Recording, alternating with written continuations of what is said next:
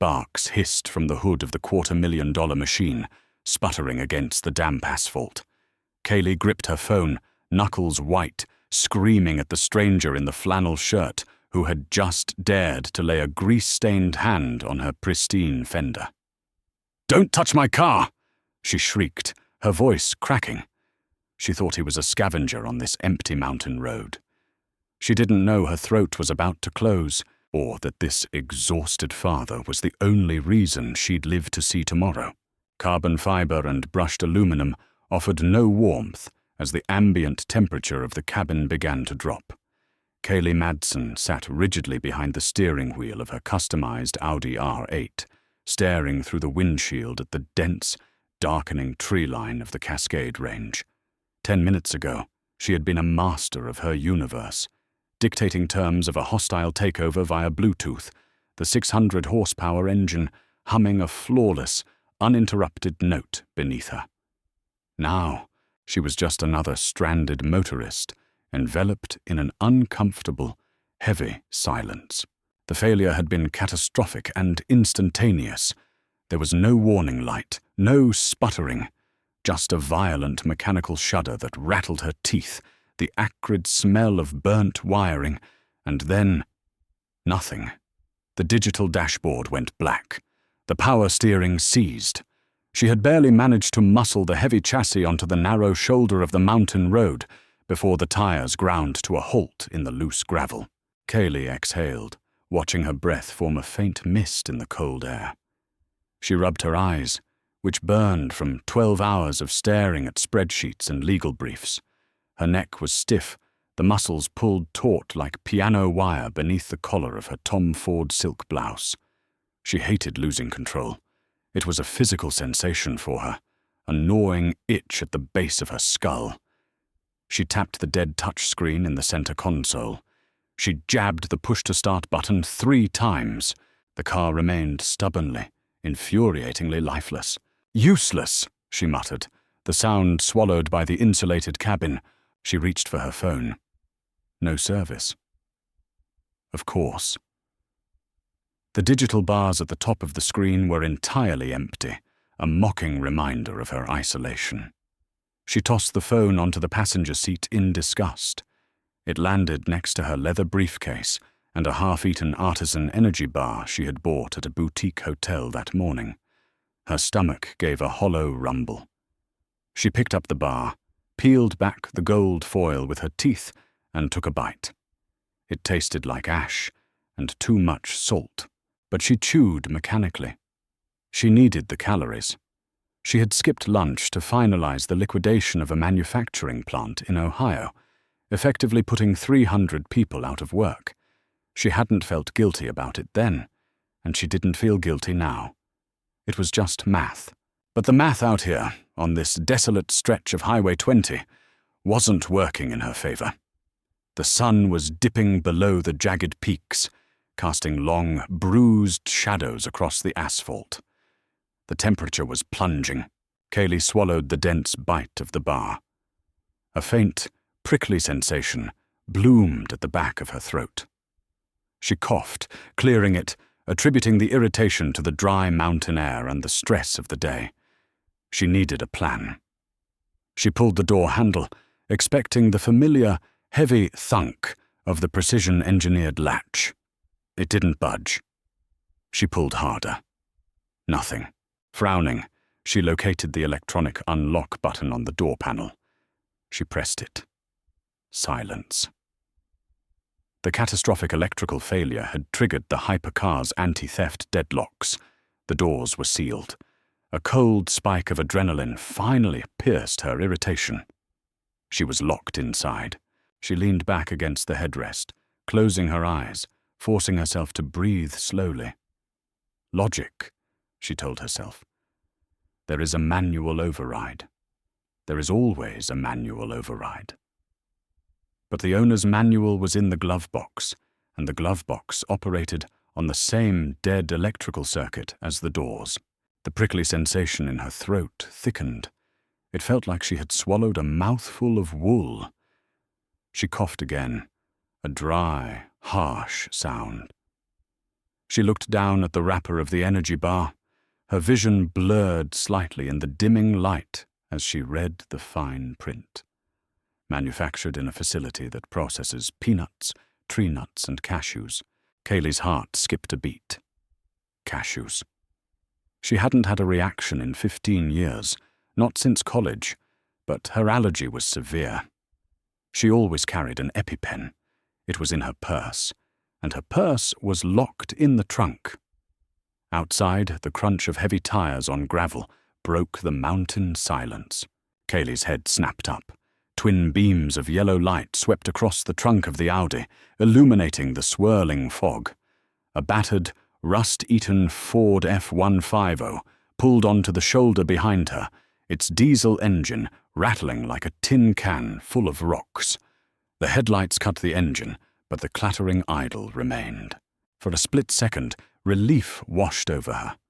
But as she watched the driver's side door of the truck groan open in her rearview mirror, the relief mutated into a sharp, defensive paranoia. She was alone, trapped in a $250,000 car, miles from civilization, as a stranger approached in the dark. Tinsley Guthrie stepped out of the truck, his worn work boots hitting the wet gravel with a heavy, exhausted thud. He stretched his back, grimacing as his lower spine popped in protest. He smelled like stale diner coffee, hydraulic fluid, and the faint, sweet scent of the apple juice his 7-year-old daughter, Maya, had spilled on his flannel shirt 3 days ago. He didn't want to stop. He had been driving for 4 hours after pulling a double shift, fixing industrial HVAC units in a windowless warehouse. His hands were cramped, grease permanently embedded in the deep cracks of his knuckles. He just wanted to get home, put Maya to bed, and stare at the ceiling while worrying about the $400 heating bill sitting on his kitchen counter. But Maya, strapped into her booster seat in the cab, had pointed a sticky finger at the sleek, dark shape on the side of the road. "Daddy, look, that car is sad." Tinsley had sighed, his foot easing off the accelerator. He knew a dead vehicle when he saw one. He grabbed a heavy mag light from the door pocket and walked toward the Audi. Up close, the car looked like a spaceship that had crash-landed in the dirt. The matte graphite paint absorbed the light, sleek and aggressive. He shined the flashlight over the hood, noticing the faint wisp of acrid smoke leaking from the panel gaps. Fried alternator, he guessed, or a complete wiring harness meltdown. He walked up to the driver's window and tapped the glass with 2 knuckles. Inside, Kaylee flinched. The man staring down at her looked rough. He had a scruffy beard, deep circles under his eyes, and a greasy baseball cap pulled low. To her hypersensitive, panicked brain, he didn't look like a savior. He looked like a liability. She found the window switch. Miraculously, there was just enough residual juice in the capacitor to lower the glass a fraction of an inch before it died completely with a pathetic click. "You need a tow?" Tinsley asked, his voice gravelly, leaning down to speak through the crack. "Looks like you cooked something good under there." Kaylee's throat hitched. The swelling was subtle but undeniable now. Her voice came out tight and defensive. "I'm fine. I have roadside assistance on the way." It was a blatant lie, but she wanted him gone. Tinsley raised an eyebrow. He glanced up at the sky, then down at his own phone. "Yeah? Because I ain't got a lick of service out here, lady, and tow trucks don't patrol the pass after dark." "They have my GPS coordinates," Kaylee snapped, her tone dripping with the instinctive commanding authority she used to decimate boardrooms. "I just need you to step away from the vehicle. Do not touch the car." Tinsley stared at her. He saw the expensive silk blouse, the diamond stud earrings catching the beam of his flashlight, the manicured nails gripping the steering wheel. He felt a sudden, hot flash of class resentment. Here he was, exhausted to his bones, trying to do the right thing. And this woman was treating him like a mugger. "Look, lady," Tinsley said, his patience evaporating. You're parked on a blind curve. It's getting dark and the fog is rolling in. A logging truck comes barreling around that bend. They're going to peel this fancy toy of yours off the pavement like a tin can. I said, "Step back." Kaylee's voice rose, cracking at the end. She coughed, a wet, struggling sound. Her chest felt like someone was tightening a leather belt around her ribs. She tried to swallow, but the back of her throat felt thick and raw. Tinsley didn't notice the cough. He only heard the dismissal. He took a step back, raising his hands in a gesture of surrender. "Suit yourself. Freeze to death for all I care. I got a kid in the truck who needs her dinner." He turned his back on the Audi and started walking away, his boots crunching loudly in the quiet mountain air. He told himself he didn't care. He told himself people like her deserved a reality check. She could sit in her freezing, dead spaceship until the highway patrol found her in the morning. Inside the car, Kaylee watched him walk away. Panic, cold and sharp, finally broke through her wall of arrogance. She tried to call out to him, to tell him to wait, to tell him she was locked in, but when she opened her mouth, no sound came out. Her airway was closing. The cashew protein was flooding her system with histamines, sending her body into violent, catastrophic shock. She clawed at her own neck, her perfectly manicured nails leaving red, angry welts on her pale skin. She gasped, her lungs straining against an invisible barrier, desperate for oxygen. She threw herself against the driver's door, slamming her shoulder into the heavy panel. Thud. Thud. The sound was muffled by the thick acoustic glass. Tinsley was 10 feet from his truck when he heard the frantic, rhythmic thumping. He stopped. He closed his eyes, swearing under his breath. "Just keep walking, Tommy," he thought. "Not your circus." But the thumping grew wilder, more desperate. He turned around. The beam of his flashlight cut through the darkness, illuminating the driver's side window. Kaylee was no longer sitting rigidly upright. She was slumped against the glass, her face pale and contorted, her mouth open in a silent, desperate scream for air. Adrenaline, sharp and electric, wiped Tinsley's exhaustion away in a microsecond. He dropped the flashlight, leaving it rolling on the gravel, and sprinted back to the Audi. He grabbed the flush door handle and yanked. It was solid as a bank vault. "Hey!" he yelled, slamming the flat of his hand against the glass. "Hey! Open the door!" Kaylee's eyes were wide, terrified, and rapidly losing focus. Her lips were taking on a faint, sickening shade of blue. She weakly raised one trembling hand and pointed toward the rear of the car. The trunk. Tinsley understood instantly. Medical emergency. Medicine in the trunk. He ran to the back of the car, feeling blindly under the aerodynamic lip for a manual trunk release. Nothing. Just smooth, seamless carbon fiber. The entire car was a sealed electronic tomb. He ran back to the window. Kaylee was fading, her head lolling against the steering wheel. Her chest heaved, but her lungs weren't expanding. She had less than 2 minutes. Maybe less. Tinsley stepped back, sizing up the window. He could break it. But the Audi had dual-pane laminated security glass. Even if he swung a tire iron with all his might, it would shatter into a spider web. But it wouldn't give way easily. And if he did break through, the heavy glass would rain down on her, and he still wouldn't be able to open the deadlocked doors from the inside without power. He needed to get the trunk open, and to get the trunk open, he needed power. He sprinted back to his truck. He flung open the heavy metal lid of his toolbox in the bed. The smell of rust, WD-40, and cold metal filled his nose.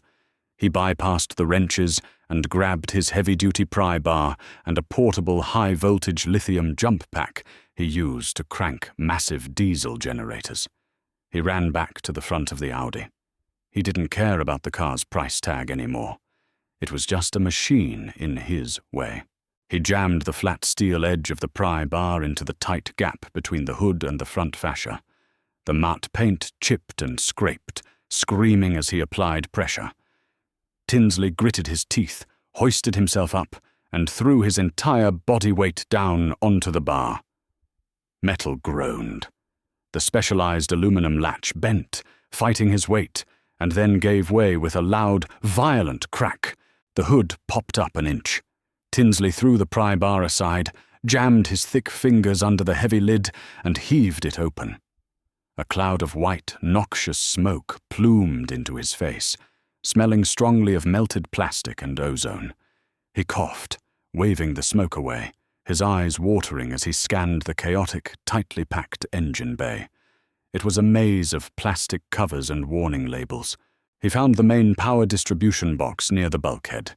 He ripped the plastic cover off with his bare hands, snapping the retaining clips. It was a disaster.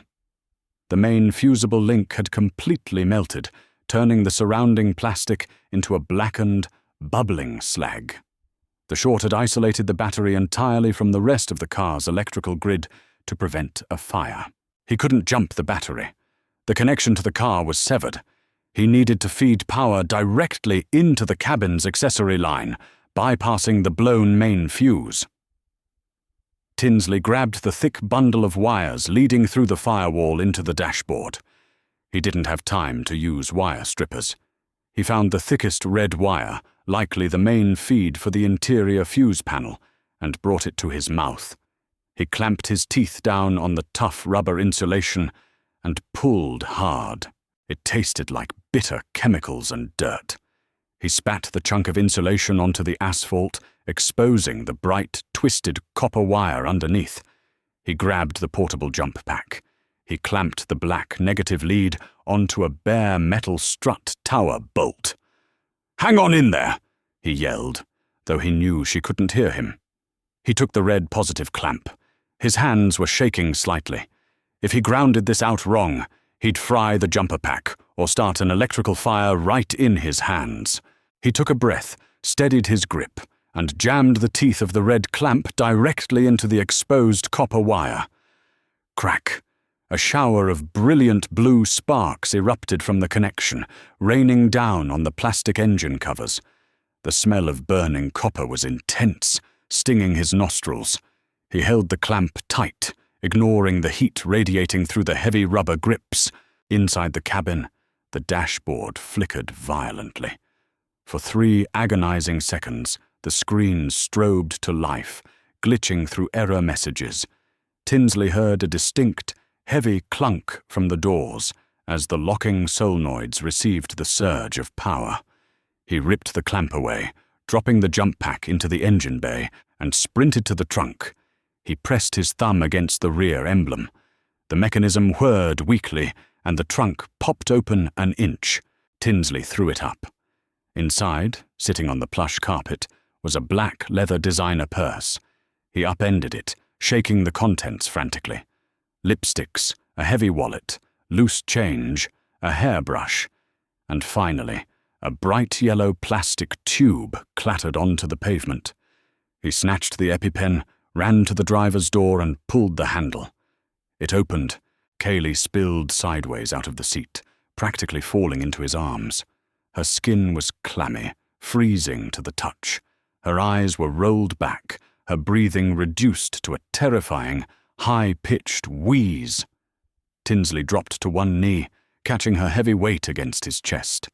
He pulled the blue safety cap off the back of the EpiPen with his teeth. "Hold still," he grunted, though she was entirely limp. He gripped her thigh, feeling the smooth silk of her trousers, and jammed the orange tip of the pen hard into the outer muscle.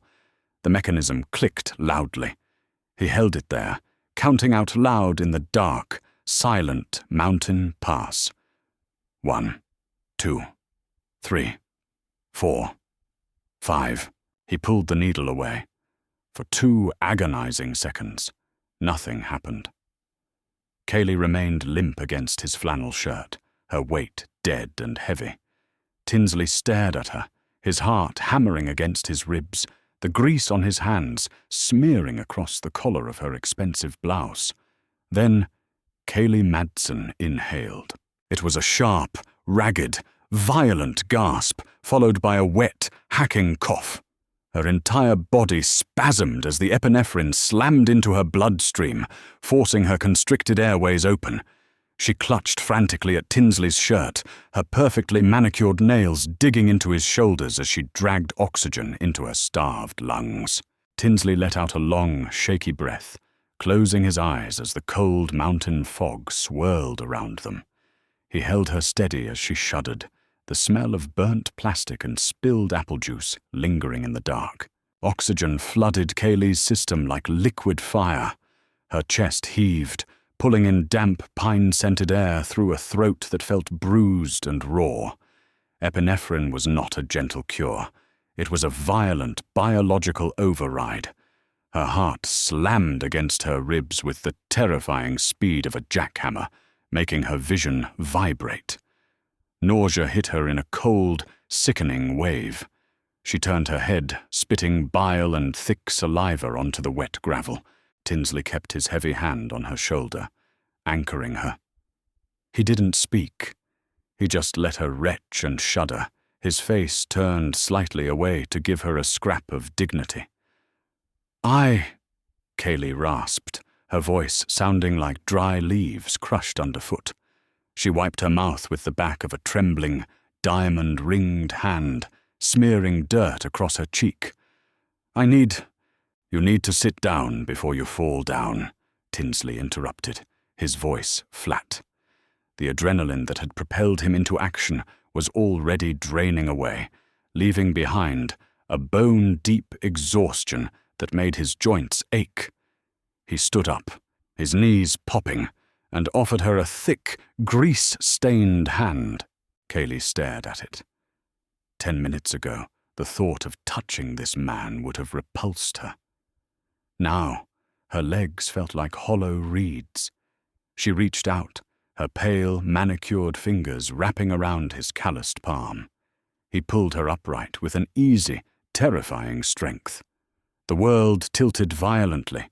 She stumbled, her shoulder slamming into his chest. He smelled strongly of diesel exhaust, old sweat, and peppermint gum.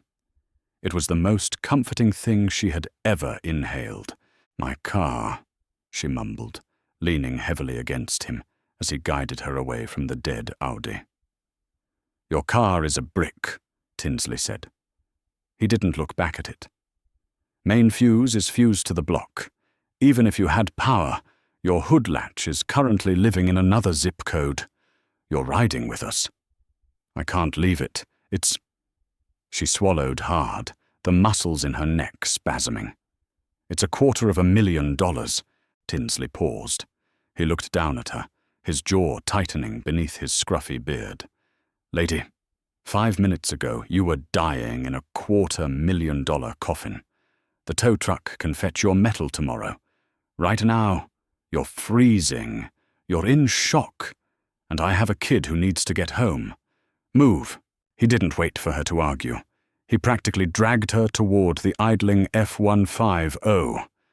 He pulled open the heavy, rusted passenger door. The hinges screamed. A wave of intense, dry heat blasted her face, smelling of melting plastic from the ancient vents, stale French fries, and wet dog. "Scoot over, Bug," Tinsley said. A small face peered around the edge of a bulky, faded pink booster seat occupying the middle of the bench. Maya stared at Kaylee with wide, unblinking brown eyes. She had a mop of unruly curls and a smear of something blue on her chin. "Is she a zombie, Daddy?" Maya asked, her voice high and serious. "She looks like a zombie." Kaylee winced, grabbing the grab handle and hauling her trembling body onto the cracked vinyl seat. Her designer silk trousers squeaked against the cheap material.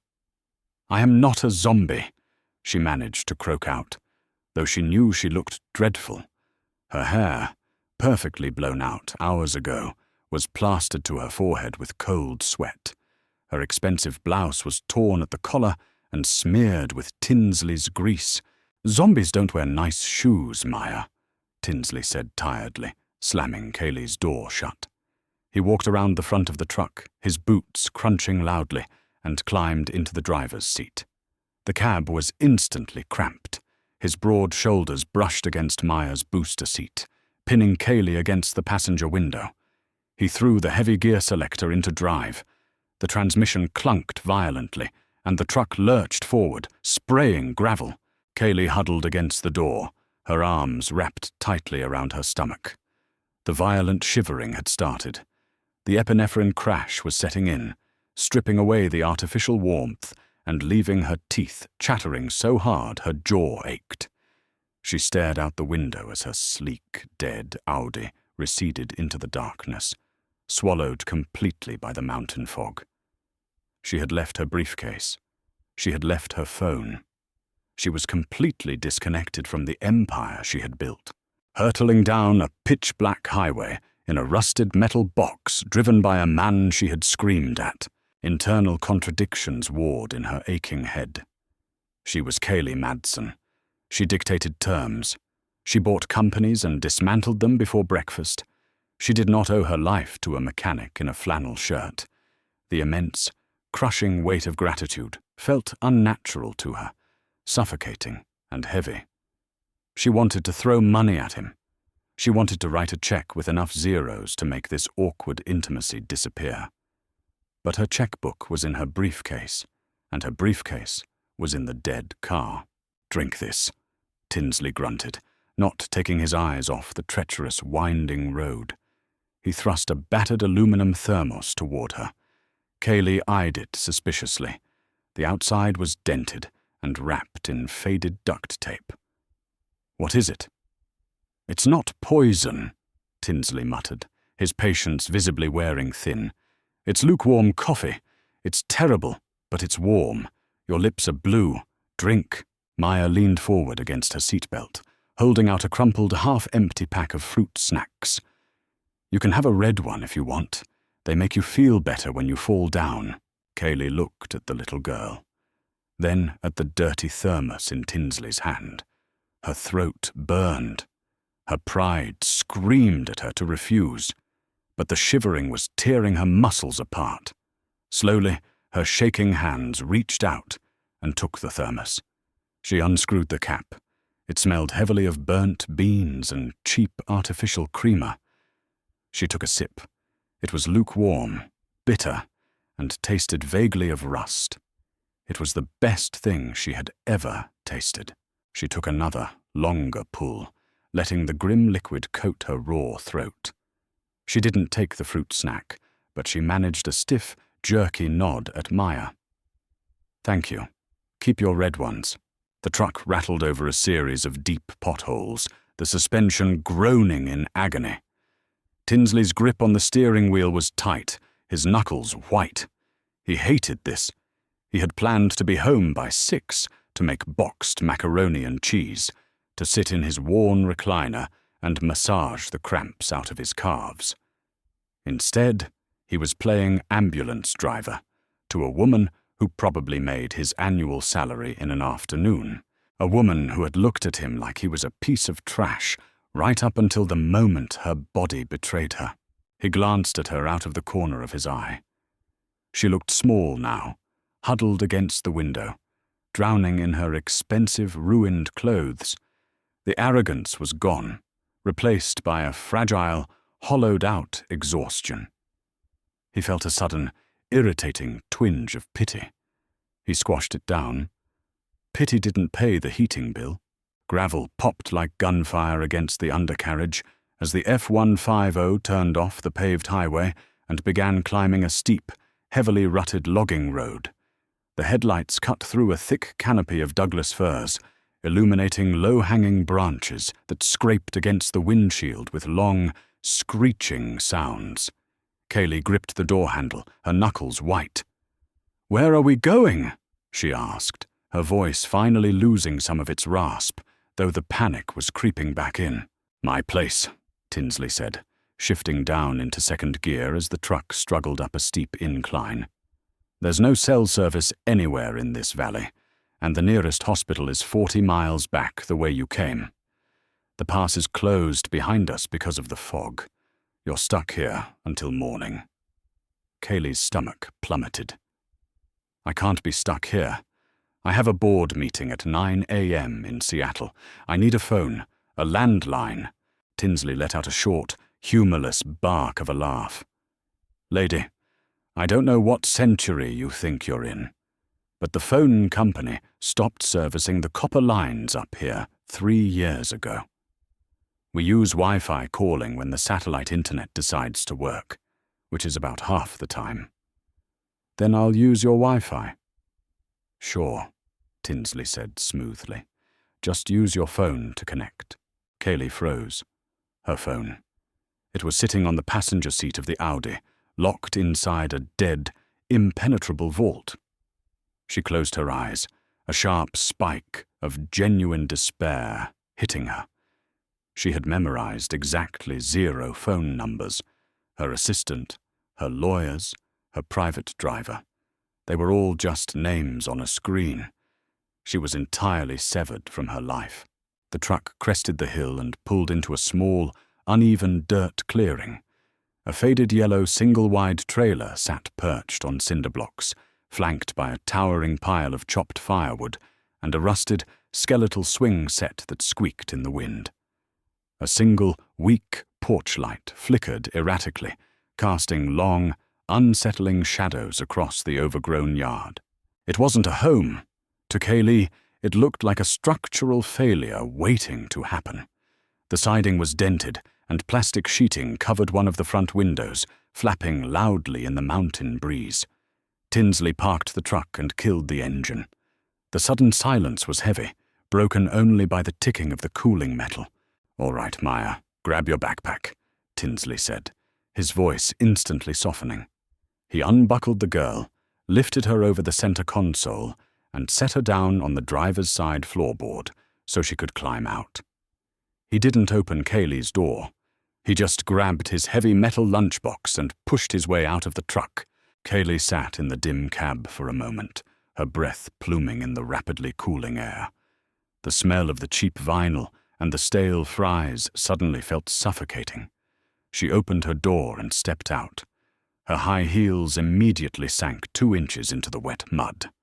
She let out a frustrated hiss, pulling her foot free, only to have her shoe pop off, leaving her stockinged foot to squelch into the freezing dirt. Tinsley stopped on the porch steps, turning to look back at her. He watched her balance on one leg, swearing under her breath as she dug her ruined designer heel out of the mud.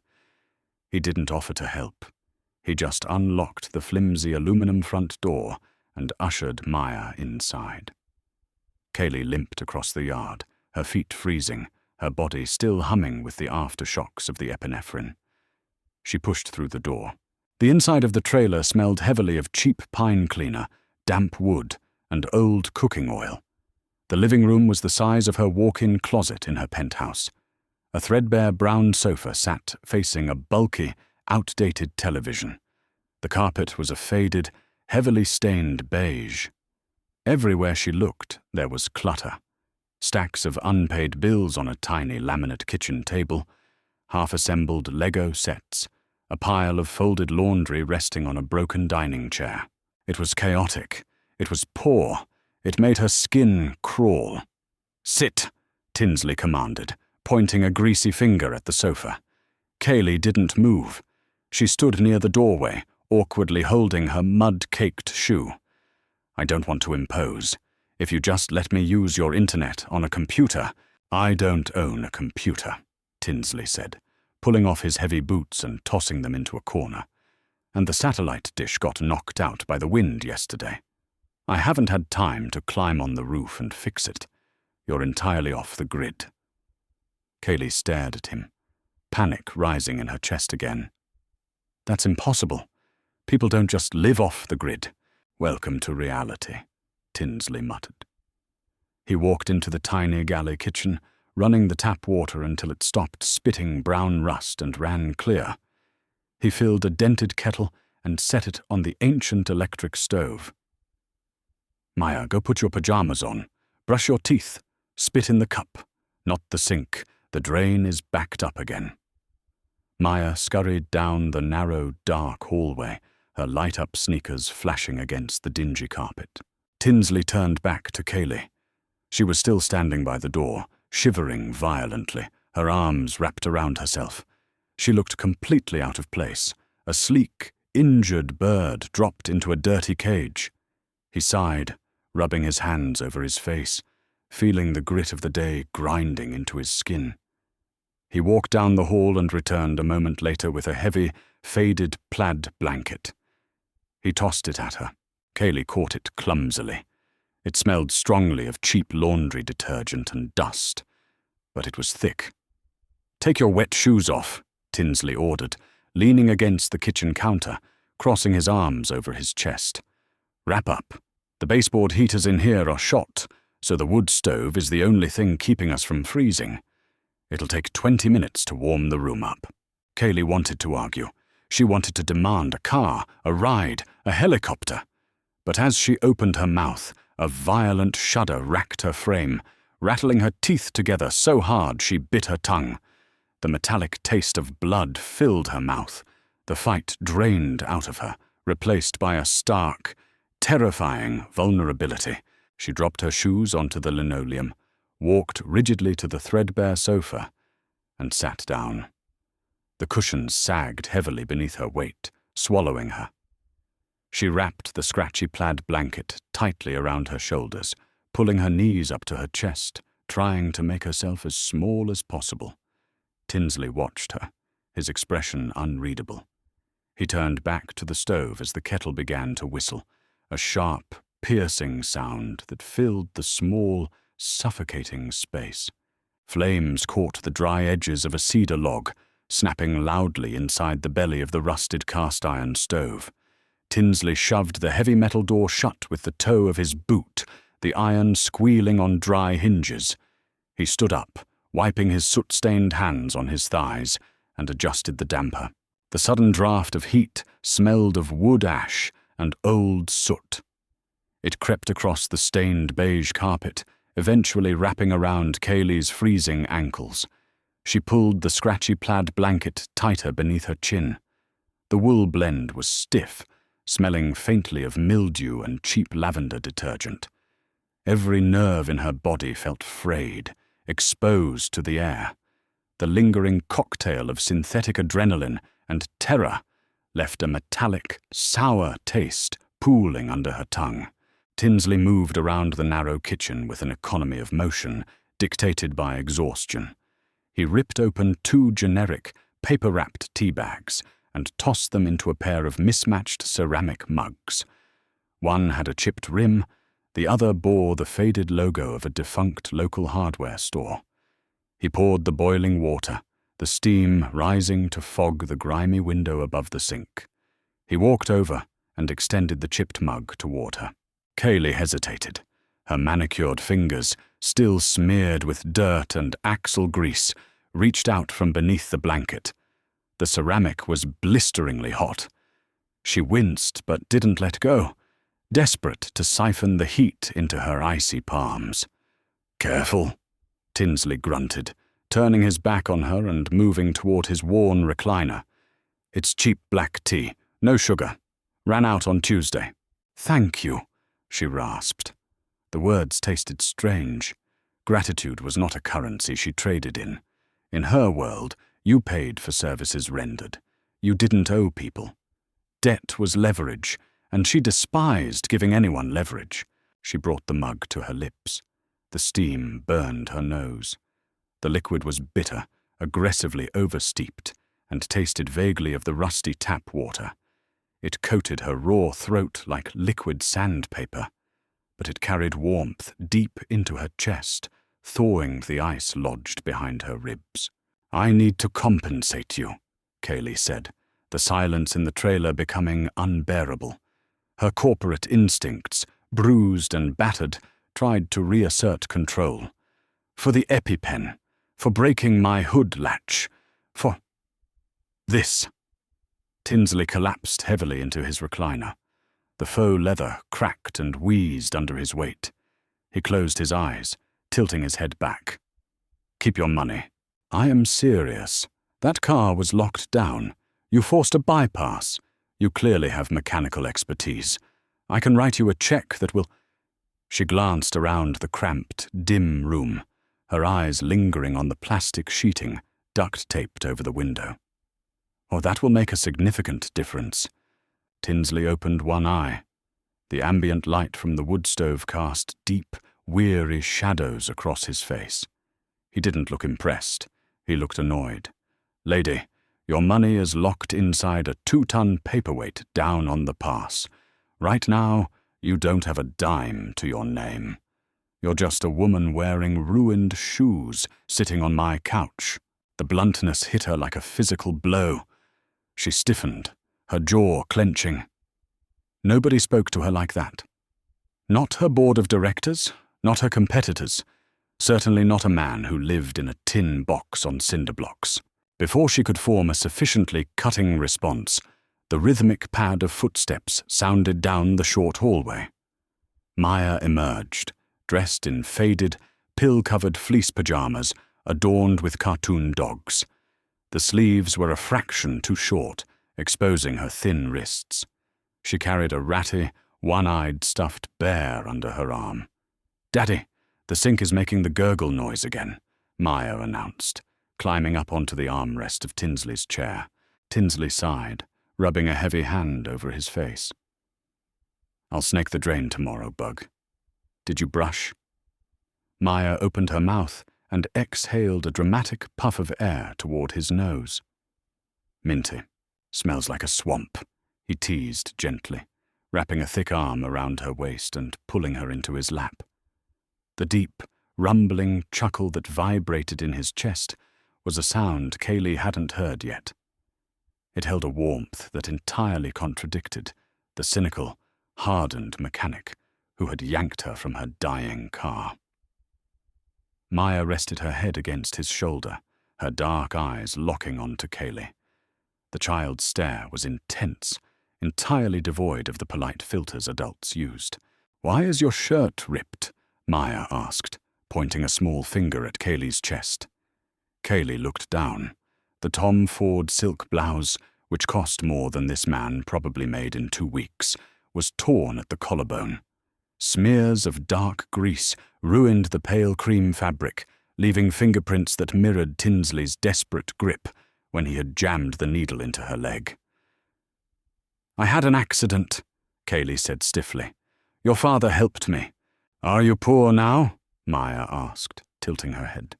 "Because your shoes are all muddy." "Maya, enough," Tinsley warned softly, though he didn't apologize for the child. "Bedtime. Say good night." "Good night, zombie lady," Maya mumbled, already half asleep, her thumb finding its way into her mouth. Tinsley stood, carrying the girl effortlessly down the hall. The door clicked shut. Left alone in the dim living room, Kaylee stared at the flickering light of the stove. "Are you poor now?" The child's innocent, brutal question echoed in her head. For the first time in 10 years, she felt utterly stripped of her armor. The bank accounts, the properties, the ruthless reputation. None of it existed within these aluminum walls. Out here, in the freezing dark, she was nothing more than a fragile biological organism that had nearly suffocated on a cashew. Her stomach gave a sudden, violent, hollow growl. The sound was obscenely loud in the quiet trailer. She pressed her hand against her abdomen, flushing with embarrassment. She had eaten half of that damned energy bar at 6 a.m. It was now past 8 at night. Silence settled heavily over the small trailer, once the bedroom door clicked shut. Outside, the wind picked up, whistling fiercely through the branches of the towering fir trees. The plastic sheeting taped over the front window snapped and billowed inward, a constant, irritating percussion. Tinsley walked back into the living room, picking up his empty mug. He heard Kaylee's stomach rumble a second time. She shifted uncomfortably on the sagging cushions, refusing to meet his eyes, staring fixedly at the rusted metal grate of the wood stove. He didn't say a word. He walked into the tiny galley kitchen, opened a narrow faux wood cabinet, and pulled down a familiar blue cardboard box. Kaylee watched him out of the corner of her eye. The loud rattle of dry pasta hitting a cheap aluminum pot was unmistakable. She felt a bizarre wave of cognitive dissonance. She regularly dined at establishments where the tasting menu cost $500. The idea of eating boxed macaroni and cheese repulsed her palate, yet her body practically vibrated with desperate hunger. "You don't have to cook," Kaylee lied, her voice tight. "I'm fine. You're shaking," Tinsley replied, not turning around. He turned the dial on the electric stove. The ancient coil clicked, hissed, and slowly began to glow a dull orange. "Your body just went through a war. It burned through whatever glucose you had left, fighting off that shock. If you don't eat, you're going to pass out on my floor, and I am too tired to drag you onto the couch." He grabbed a wooden spoon, its handle darkened by years of hot oil and boiling water, and stirred the pasta. The small space quickly filled with the heavy, starchy smell of boiling noodles. 10 minutes later, Tinsley drained the water into the sputtering sink and dumped in a splash of milk, a lump of cheap margarine, and the packet of violently neon orange cheese powder. The acrid, chemical scent of artificial cheddar hit the air. He spooned the thick, sticky mass into 2 mismatched plastic bowls. He walked over, handing the slightly warped blue bowl to Kaylee, along with a bent aluminum spoon. "5-star dining," he muttered, taking his own red bowl back to the recliner. Kaylee looked down at the food. It was a dense, glowing orange mound. Steam rose from it, carrying the scent of salt and fake butter. She dug the bent spoon in and took a tentative bite. The heat scalded her tongue, but the rush of simple carbohydrates and heavy sodium hit her bloodstream like a drug. It was salty, incredibly soft, and utterly devoid of complex flavor. It was the best thing she had eaten in a year. She didn't speak. She just ate, her metallic spoon scraping loudly against the plastic bowl as she devoured the meal with a primitive, uncharacteristic urgency. Tinsley watched her quietly as he ate his own portion. The frantic energy of the rescue had entirely left him, replaced by the dull, throbbing ache in his lower lumbar spine. He shifted in the recliner, trying to find an angle that didn't pinch his sciatic nerve. "So," Tinsley said, his voice cutting through the sound of the wind and the snapping fire, "what does someone who drives a car that costs more than my entire life do for a living?" Kaylee paused, the spoon hovering halfway to her mouth. She swallowed the heavy bite, wiping her lips with the back of her wrist. The defensive wall slammed instantly back into place. "I work in corporate restructuring," Tinsley snorted, a short, humorless sound. "Restructuring. That's a nice, clean word. What does it mean? You fire people?" "I optimize struggling assets," Kaylee corrected, her tone icing over. She sat up straighter, ignoring the scratch of the blanket against her neck. "I find companies that are bleeding capital due to bloat and mismanagement, and I streamline their operations to return them to profitability." "Right. You fire people," Tinsley repeated, scraping the last bit of orange pasta from his bowl. "You take a place that's keeping a town alive. You gut it. You sell off the machines, and you leave the workers holding the bag while the shareholders get a fat dividend. I know how optimizing works. I used to maintain the HVAC systems for a textile mill up in Everett. Suits came in one day, talked about restructuring. 2 weeks later, doors were padlocked, 300 guys out of work. The number hit Kaylee like a physical jolt. 300. Exactly the number she had liquidated that very morning in Ohio. She looked at Tinsley. She looked at his grease-stained hands, the dark circles under his eyes, the frayed edges of his flannel shirt. He was exactly the kind of collateral damage her spreadsheet so clinically accounted for. He was a line item, a redundancy. "It's economics," Kaylee said, though her voice lacked its usual sharp, cutting edge. "If a business isn't profitable, it dies. My firm just accelerates the inevitable, so capital can be redeployed into viable sectors." "Must be nice," Tinsley said quietly, setting his empty bowl on the floor. "What?" "To live in the sky," he murmured, closing his eyes, exhaustion finally pulling his features down. "To look at a balance sheet and not see the mortgages, not see the kids who need braces or the heating bills. Must be nice to play God and call it math." He didn't sound angry. He just sounded incredibly, profoundly tired. Kaylee stared at him, the plastic bowl suddenly heavy in her hands. She waited for the punchline, for the righteous indignation, for him to use his position of power, the man who held the keys to her survival tonight, to berate her. But he didn't. He didn't care enough to fight her. He had saved her life, fed her his cheap food, and now he was just going to sleep in his broken chair. The wind howled outside, violently shaking the thin aluminum walls of the trailer. The plastic sheet over the window snapped like a whip.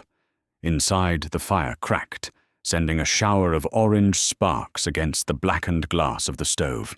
Kaylee pulled her knees up to her chest beneath the itchy blanket. The nausea from the EpiPen had faded, replaced by a crushing, unnatural fatigue. Her eyelids felt like they were made of lead. She lay back against the armrest of the terrible, lumpy sofa. The smell of artificial cheese and stale wood smoke clung to her skin. She closed her eyes, trying to picture her sleek, sterile penthouse in Seattle, the floor-to-ceiling windows, the quiet, climate-controlled hum of the city far below. But the image wouldn't hold. All she could see were the deep cracks permanently etched into Tinsley's knuckles and the way he had held his daughter. "Thank you," she whispered into the dim room. Tinsley didn't answer. The slow, rhythmic sound of his deep breathing told her he was already asleep. Kaylee lay awake for a long time, listening to the storm tear at the trailer, feeling the heat of the fire slowly begin to die. Grey light crept through the plastic sheeting over the window, casting a sickly, diffused glow across the cramped living room. Kaylee woke to a profound, aching stiffness in her neck and the taste of stale copper in her mouth. The fire in the wood stove had died hours ago, leaving the trailer bitterly cold. She pulled the scratchy plaid blanket up to her chin, her eyes darting around the unfamiliar, dingy space as the terrifying memories of the previous night slammed back into her conscious mind. The violent lack of air, the sharp, brutal jab of the needle, the artificial orange pasta. She sat up, her spine popping in protest. The threadbare sofa cushions groaned. Tinsley's rusted recliner sat empty, slightly reclined, a faded quilt tossed haphazardly over the armrest. The trailer was utterly silent, save for the faint, erratic hum of the ancient refrigerator in the galley kitchen. Kaylee swung her legs off the sofa. Her stockinged feet hit the freezing linoleum floor. She shivered, wrapping the blanket around her shoulders like a shawl. Her expensive Tom Ford blouse was hopelessly ruined, stiff with dried grease and sweat. She felt feral, entirely disconnected from the polished, untouchable executive who had driven up this mountain yesterday. She walked toward the kitchen, driven by a dry, aching thirst. As she reached for a cracked glass near the sink, her eyes fell upon the small laminate dining table. It was covered in a chaotic, desperate geometry of paperwork. In her world, paperwork meant leverage.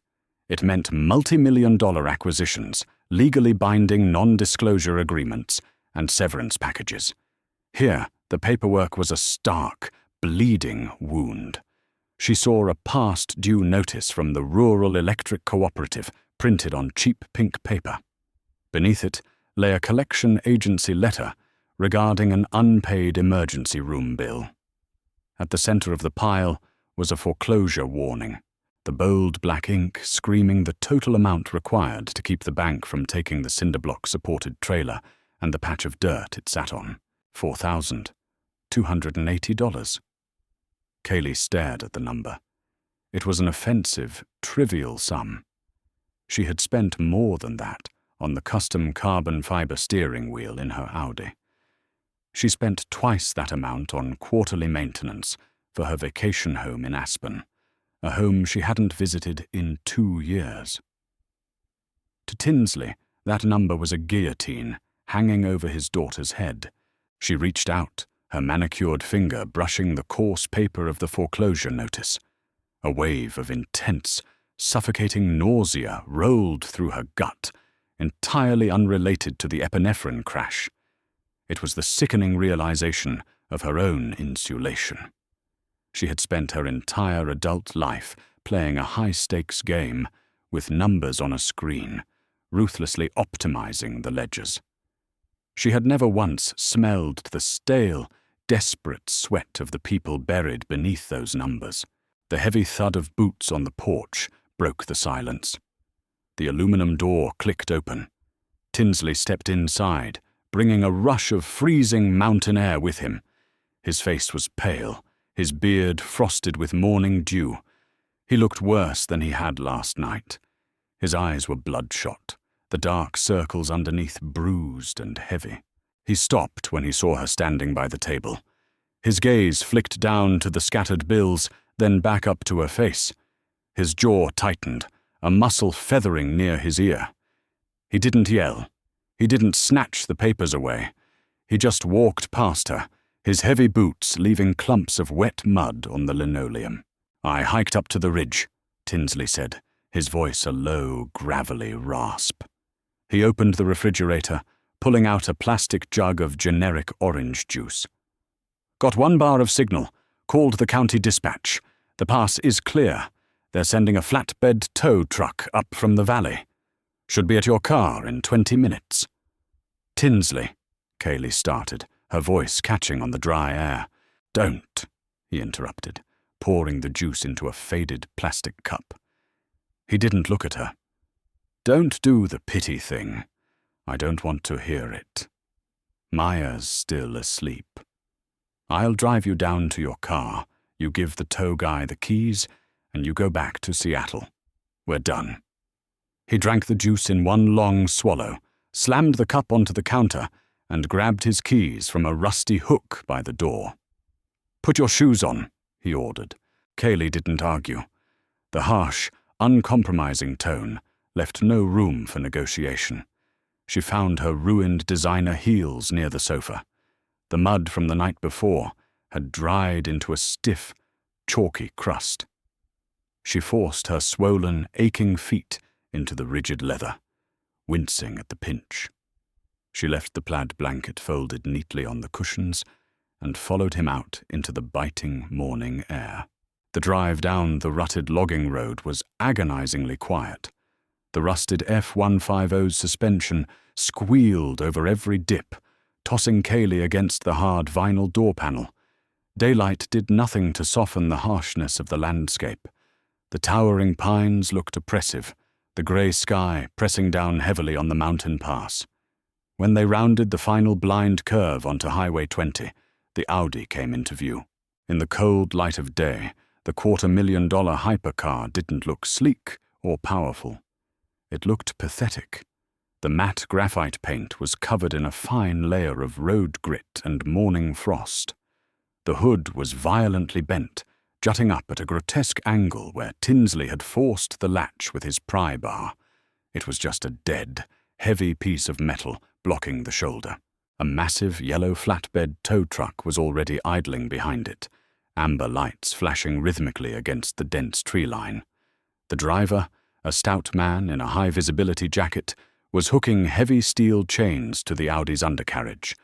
Tinsley pulled his truck up behind the flatbed and threw the gear selector into park. He didn't cut the engine. The diesel rattle filled the cab. "This is you," Tinsley said, staring straight ahead through the dirty windshield. Kaylee sat motionless for a fraction of a second. Her chest felt incredibly tight.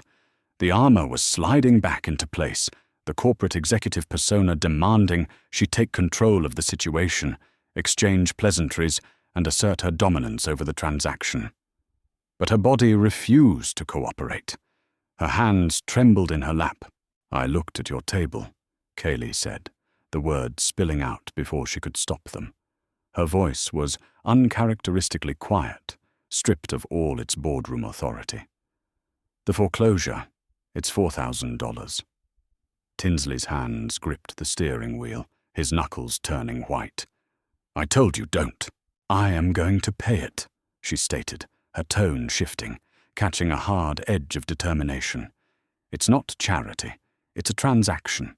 You bypassed a locked system, provided emergency medical intervention, and offered shelter. In my world, consultants charge 10 times that for an hour of bad advice. Give me your bank routing number." Tinsley turned his head slowly. The exhaustion in his eyes was replaced by a sharp, cutting anger. "I don't want your money." "That is mathematically stupid," Kaylee snapped, her own temper flaring, a defense mechanism against the overwhelming vulnerability she felt.